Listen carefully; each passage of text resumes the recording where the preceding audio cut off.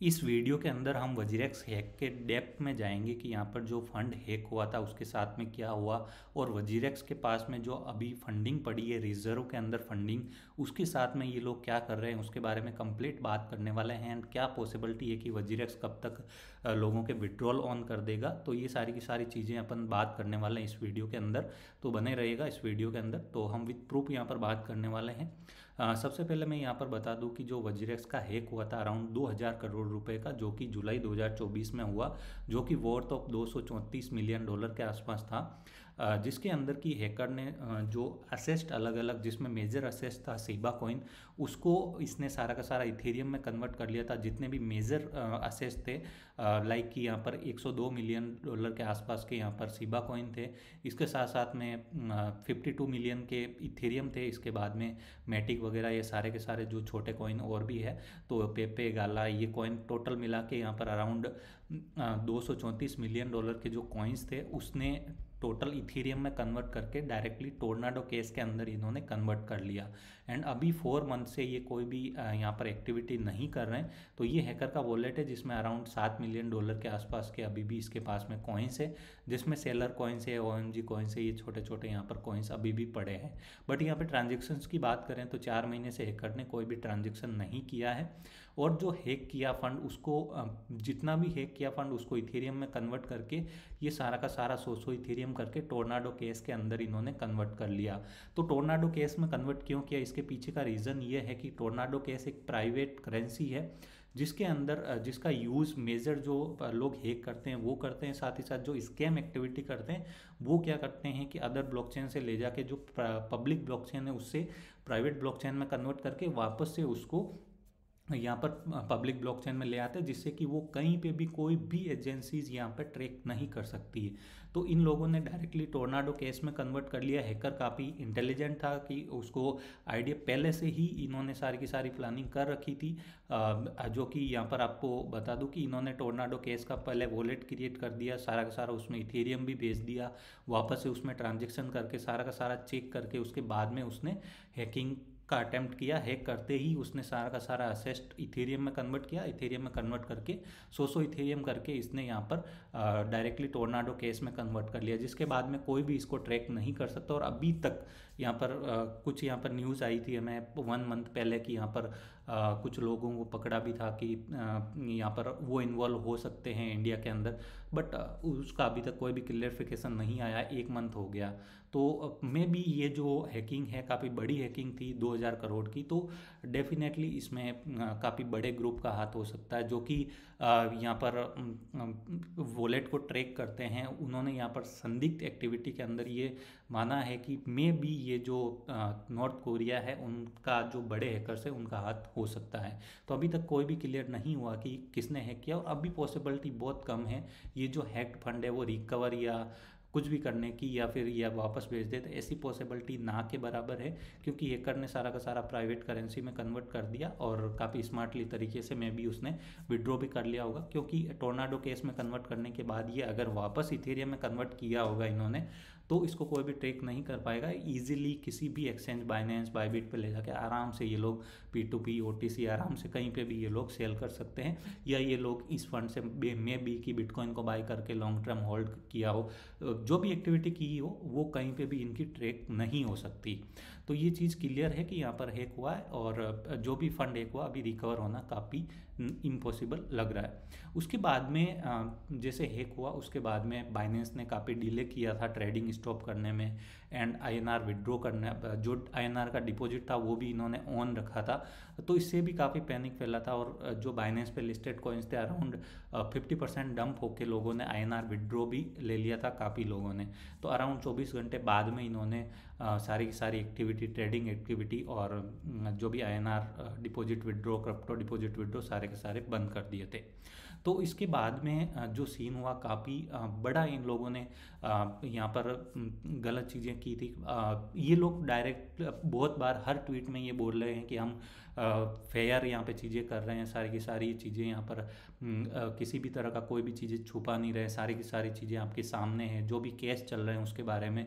तो ये चीज़ें बट तो ये लगता नहीं है कि इनका जो इंटेंशन है वो जल्दी विड्रॉ देने का है, ये भी इसमें इन्वॉल्व हो सकते हैं मे बी। तो इसका कारण भी मैं बता दूं कि इन लोगों ने जैसे हैक हो गया कोई नहीं, उसके बाद में इन्होंने अक्टूबर में 21 अक्टूबर को बिना किसी को भी यहाँ पे इन्फॉर्म किए हुए इसके अंदर जो कॉइन स्विच है उसका भी फंड यहाँ पे फंसा हुआ है। कॉइन स्विच ने यहाँ पर लिक्विडिटी प्रोवाइड कर रखी थी इन्वेस्टर का फंड लेके यहाँ पर, तो उनका भी फंड था और बाकी तो सारा का सारा इन्वेस्टर्स का फंड था। तो उसने 73 मिलियन जो डॉलर है वो वहाँ पर डायरेक्टली बायबिट पे ट्रांसफ़र कर दिया, जो कि बायबिट के बारे में बता दूं कि अभी इंडिया के अंदर FIU रजिस्टर्ड नहीं है, इसके अंदर ट्रांसफ़र कर दिया, KuCoin के अंदर भी ले जाके इन्होंने ट्रांसफ़र कर दिया 73 मिलियन। वो भी चाहे कॉइन स्विच का भी हो तो कॉइन स्विच का भी जो फंड था तो वो भी उनके इन्वेस्टर्स का ही था, एंड वजीरेस का तो डेफिनेटली सारा का सारा इन्वेस्टर्स का था। तो ये बिना किसी को इन्फॉर्म किए हुए ये लोग ले जाके डायरेक्टली बायबिट पे ले जाके इस फंड के साथ में इन्होंने क्या किया वो किसी को भी आइडिया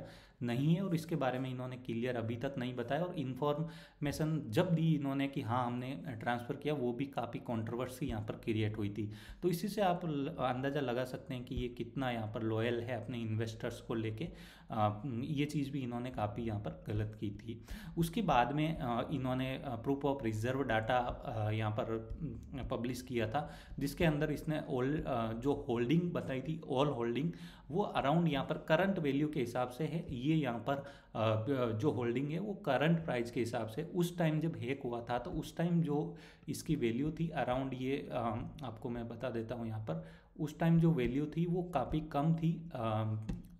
ये थी 157 मिलियन डॉलर ही यहाँ पर ऑन चेन डेटा के अंदर इसकी होल्डिंग थी। ये तो प्राइस बढ़ के, क्योंकि यहाँ पर जो हैक कॉइन हुए हैं उसको छोड़ के इसके पास में अभी भी वजीरेक्स के पास में 1200 बिटकॉइन पड़े हैं, जो कि जब हैक हुआ था तो जुलाई में तो बिटकॉइन का प्राइस 40-50 हज़ार डॉलर था, बट अभी 1 लाख डॉलर के आसपास है। तो डेफिनेटली ये 2x हो गया यहाँ से।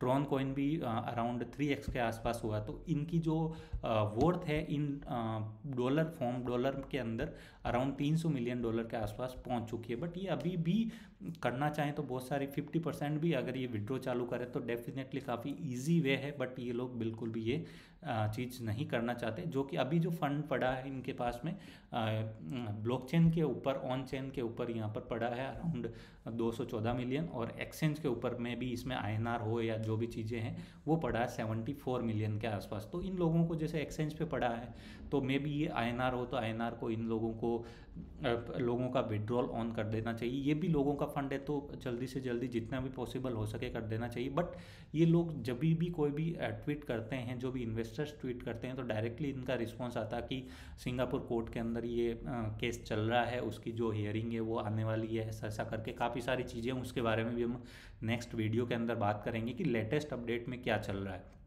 उनका इतना इजी नहीं लग रहा। अगर इंटेंशन होता जल्दी देने का तो वो अभी फोकस कर रहे हैं सिर्फ सिंगापुर कोर्ट के अंदर कि हम वो कर रहे हैं, लोगों से फीडबैक ले रहे हैं, वो चीज़ें कर रहे हैं। उसके बजाय ये लोग डायरेक्टली लोगों के कुछ तो फंड जैसे ही हैक हुआ था तो काफ़ी स्ट्रॉन्ग एक्सचेंज है, इंस्टेंटली इन लोगों ने रीबैलेंसिंग का क्रिएट कर दिया था, सब चीज़ें क्रिएट कर दी थी। बट उसी जगह पर इन लोगों ने थोड़ा सा सोच के अराउंड 30% भी लोगों के फंड रिलीज़ कर देते और साइड में एक लॉकिंग वॉलेट क्रिएट कर देते थे कि हम इसको भी जल्दी रिलीज़ कर रहे हैं। तो अभी काफ़ी टाइम हो गया है, 5-7-8 महीने होने वाला है, 5-7 महीने होने वाले हैं। तो उस दौरान इनको जो ट्रेडिंग बोनस था वो भी काफ़ी ये जनरेट कर लेते थे, क्योंकि बुल मार्केट है, थोड़ा सा ट्रेडिंग फीस इंक्रीज़ करके ये लोग काफ़ी ट्रेडिंग फीस भी जनरेट कर लेते थे और लोगों को काफ़ी इन पे बिलीव भी हो जाता था। बट अभी ये पूरा का पूरा फंड को यूजर्स के फंड को यहाँ पर ट्रांसफ़र कर रहे हैं अदर एक्सचेंज पे, उनके साथ में क्या किया जा रहा है वो भी किसी को भी इन्फॉर्मेशन नहीं है। इसके साथ में जो फंड पड़ा वो तो पूरी तरह से लॉक करके बैठे हैं।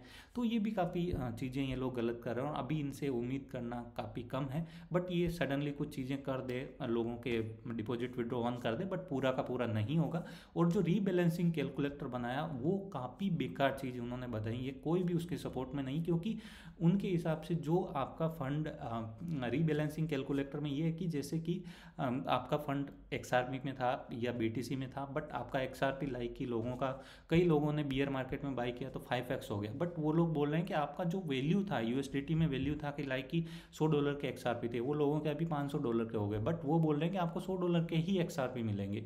तो ये रीबैलेंसिंग कैलकुलेटर काफ़ी इन्होंने कॉम्प्लिकेटेड किया था, आज तक किसी को क्लियर समझ में ही नहीं आया। तो उसके बारे में भी हम बात करेंगे, कुछ लेटेस्ट अपडेट भी आ रही है उसके बारे में भी हम बात कर रहे हैं। बट अभी जो पॉसिबिलिटी है इन लोगों की देने का, अभी इंटेंशन काफ़ी ये है, मतलब डिले में लग रहा है, क्योंकि अभी जो हियरिंग वगैरह सारी चीज़ें हैं वो अराउंड कंप्लीट होने में मार्च 2025 तक का टाइम इन्होंने दिया, बट सारी की सारी हियरिंग वगैरह डिले चल रही है।